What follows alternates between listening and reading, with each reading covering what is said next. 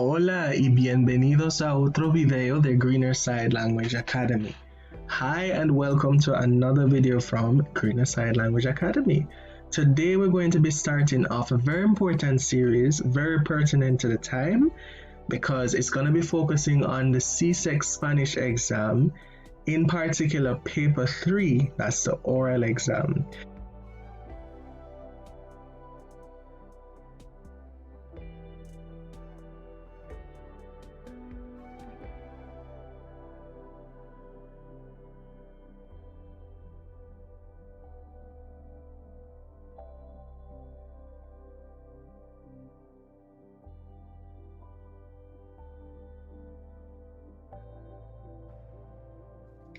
Now, these are the topics that usually we'd find in the general questions or the guided conversation. We have home and family, daily routine, school and career, sports and recreation, travel, and shopping. Today, we're going to be looking at a few questions under the first topic, home and family. Practiquemos. Let's practice. So, what we are seeing here today is the CSEC, or the CSEC Spanish paper 3 of May-June 2010. Alright, so here we have ¿Cuántas personas hay en tu familia y quiénes son? That's probably one of the first questions you learn to answer from grade 7 or first form in Spanish class. So, of course, we know ¿cuántas means how much or how many in this case. ¿Cuántas personas hay? How many persons are there en tu familia, in your family? Y ¿quiénes son? Now, for these questions that have the E part at the end, try not to leave off your response for these questions because they're two-part questions. Don't just answer how many persons are in your family. Tell me who they are as well, right? So a nice way to respond to this question, I'll just write on the screen so you can see. A nice way to respond would be I. So notice the verb I, that's the main verb. And we looked at the cuantas, which is the interrogative pronoun, the question word. So that alone gives us so much information, and whatever follows tells us exactly what is being asked. So we look out for those keywords. So you respond by saying I, the number of persons. So let's say you have 4 persons. Hay 4 personas en mi familia. And it says ¿quiénes son? Literally, who are they? So, and a way to answer that question in Spanish is to say somos, and then of course you list every member of your family. Don't forget to include yourself. All right, I see a lot of the times where candidates forget to include themselves in their family. So you could start by saying somos, we are mi mamá or mi madre, mi papá or mi padre, mi hermano or hermana, anyone, and of course, last but not least, y yo, and I. You want to ensure that you mention yourself. All right? So the next one is en tu familia. ¿Cuál es tu persona favorita y por qué? So another two-part question. En tu familia, ¿cuál es tu persona favorita? So ¿cuál meaning which? So which person is your favorite person in your family? You can respond. Of course, you want to respond using complete sentences. Don't just respond mi madre or mi hermano. No, you want to say mi persona favorita es mi madre, for example. And this tells the examiner that you have heard clearly, loud and clear, what he or she has said. And if you're just answering with, 1 and 2 word answers, that's not considered fluency. All right, it just maybe vocabulary is there somewhere, but that's not fluent. If you're fluent, it means that you're expressing yourself with ease, with confidence. All right. So ensure that you answer with complete sentences. Mi persona favorita es mi madre. So we've answered part A of the question. We have to answer the y por qué. So if we paid attention to this interrogative pronoun, por qué, which means why, we know that the natural response to por qué is porque, which means because. So mi persona favorita es mi madre porque ella es, give me some nice adjectives. You could say ella es amable, she's nice, friendly, y divertida, and fun, right? Could be that. You could have other adjectives such as justa, she is just, she's fair. And of course, ensure that your adjectives agree with the nouns they describe or the persons they describe. We're talking about a female, your mother, so the adjectives must be feminine. Justa, inteligente, what else? Anything, any adjective there that would be considered positive, but try to give at least 2 reasons why you like your mother. It doesn't have to be that it's an adjective. You could say something like, mi persona favorita es mi madre porque ella me lleva a lugares interesantes. She takes me to interesting places. It could be any reason as long as you're able to express it correctly as it relates to grammar and vocabulary. But ensure that you know how to say that particular thing if you are going to say it. Don't just think, oh, I know how to say it in English, so the Spanish will just flow out of my mouth somehow. You need to be prepared. You need to know that you're able to respond in such a way. All right, muy bien. Let's change the color for this one.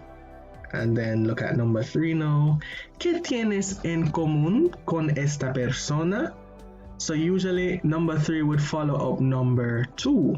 Because notice it's talking about that same persona favorita. ¿Qué tienes en común?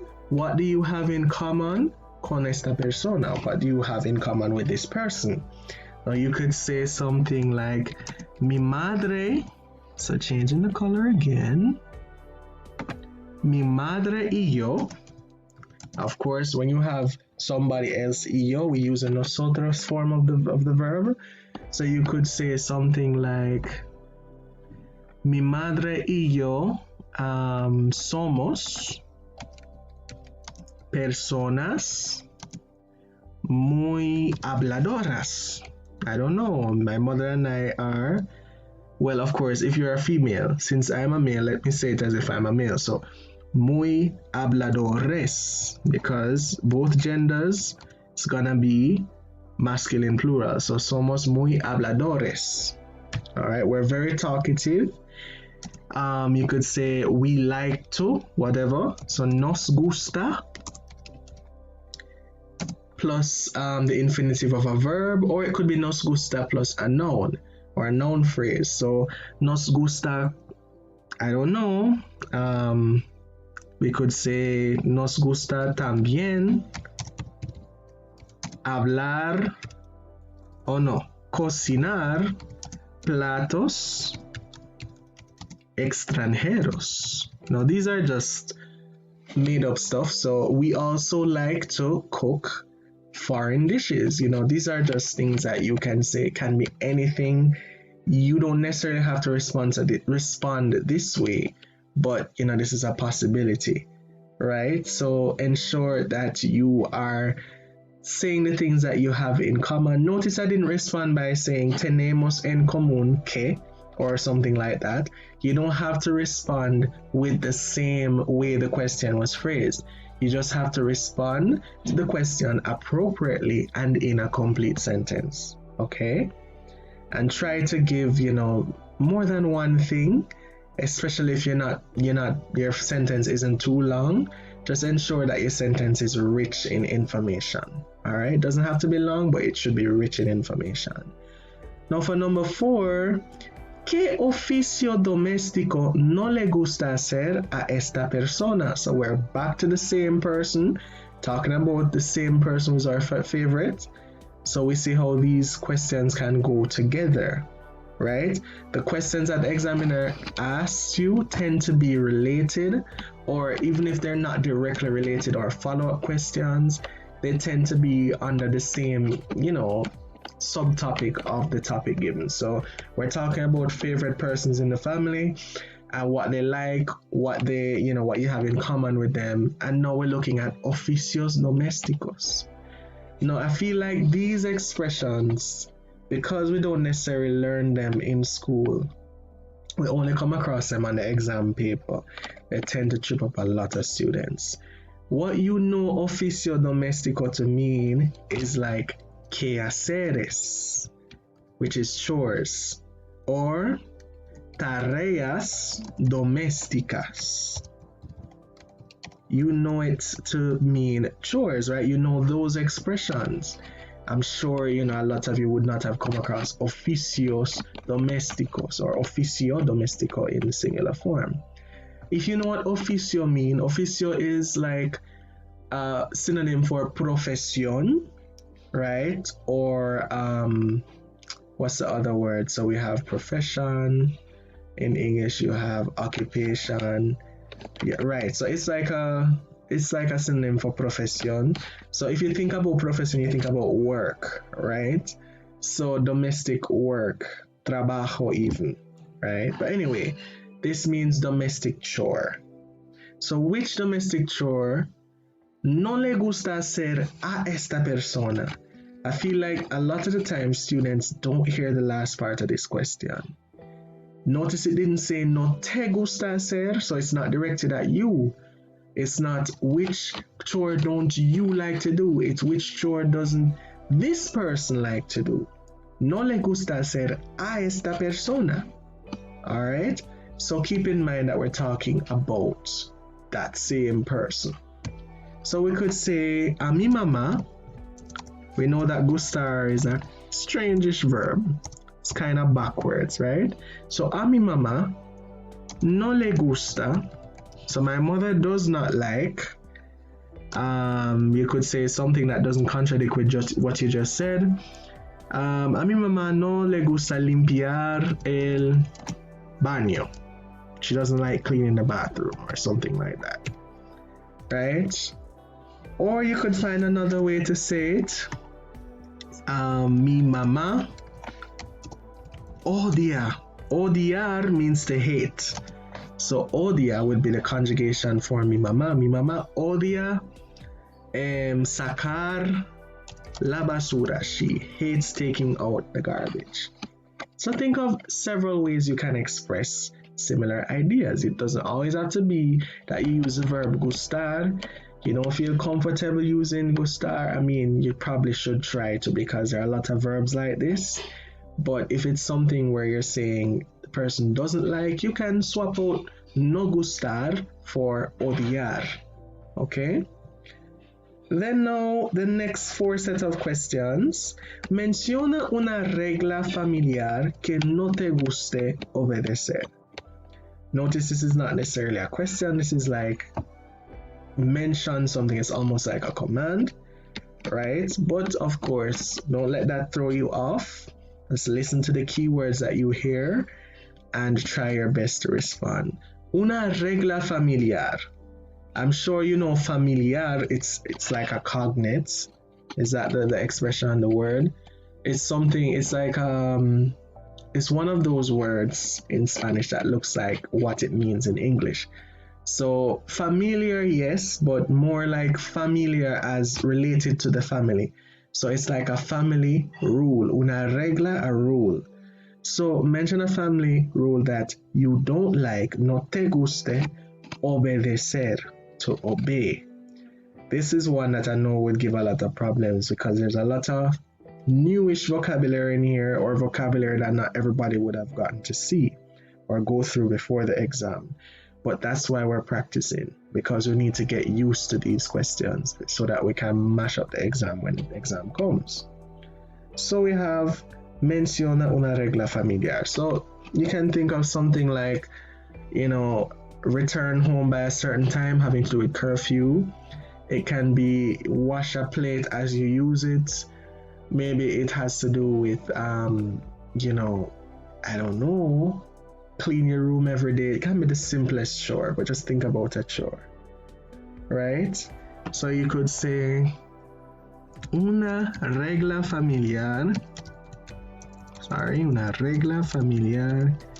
que no me gusta, or que odio, right, that I hate, es que debo, is that I have to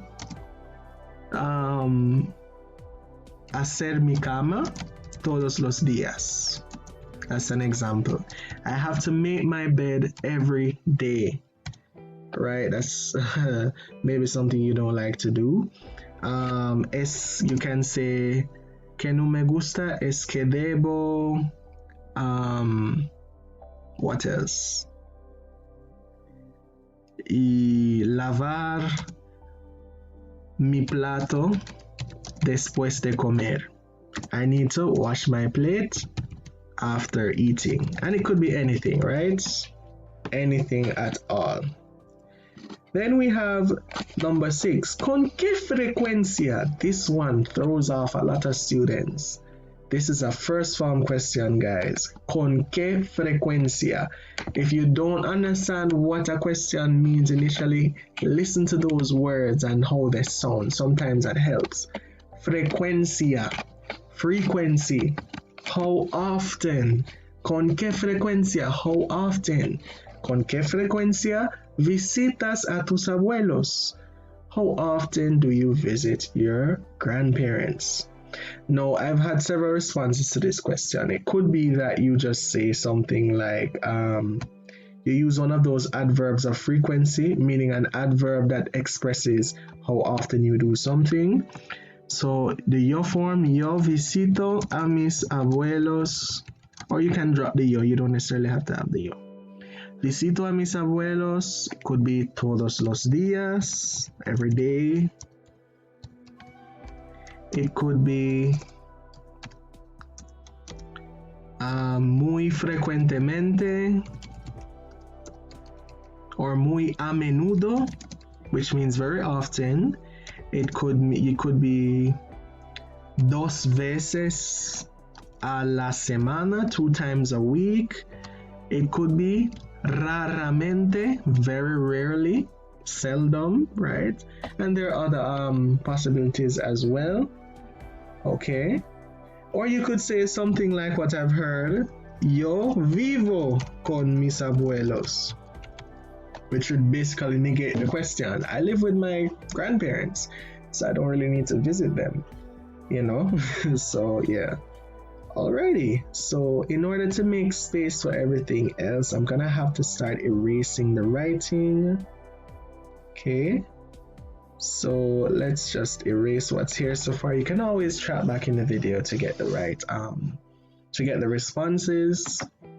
Okay, so changing the color to maybe pink now, I guess. Alright, the next one, number 7. ¿Cuál es la actividad favorita de tu familia? ¿Cuál es la actividad favorita de tu familia? What is the favorite activity of your family? No. You can answer using the same form of the question by saying la actividad favorita de mi familia es, and then you go on and talk about that activity. Or you can say, you can use gustar or encantar. So a mí, no, don't even say a mi familia. You could say something like nos gusta and then the activity, right? Nos encanta, we love to, right? So this is not just one way to say a thing. There are several ways to express yourself in Spanish, just like in any language, right? So of course, after these, if you're going to say an activity in the verb form, ensure that the verb is in the infinitive. So, nos gusta jugar al baloncesto. We like to play basketball, right? Or, la actividad favorita de mi familia es bailar salsa. So you notice the verbs are in the infinitive form. You can also use a noun phrase. So you can say, nos encanta el tenis de mesa, table tennis, ping pong, right? Nos encanta la gimnasia, gymnastics. It could be anything, right? So that's a possibility. And our last question for today. ¿Crees que this one now is, sorry, before I go into the question, this is a question. These last questions tend to be aimed at getting the candidate to express him or herself more, over an extended period of time. By extended period of time, I mean, more than just a sentence or two. We're gonna really discuss this, right? Really give your point of view or really answer the question in detail. So you're usually given one of these questions in overall from any of the 4 sections you'd be asked questions from, right? So prepare to answer this question in detail. ¿Crees que, so do you believe that, la división de trabajos domésticos en tu casa es justa? Explica. La division, right? Just listen for it. De trabajos domésticos, of domestic work, en tu casa, in your house, es justa. We looked at that adjective earlier. Just, fair. And of course, explica. So this now gets into more social issues. Do you think that division of domestic work in your house is fair? So you can respond positively or negatively. You can say something like, sí,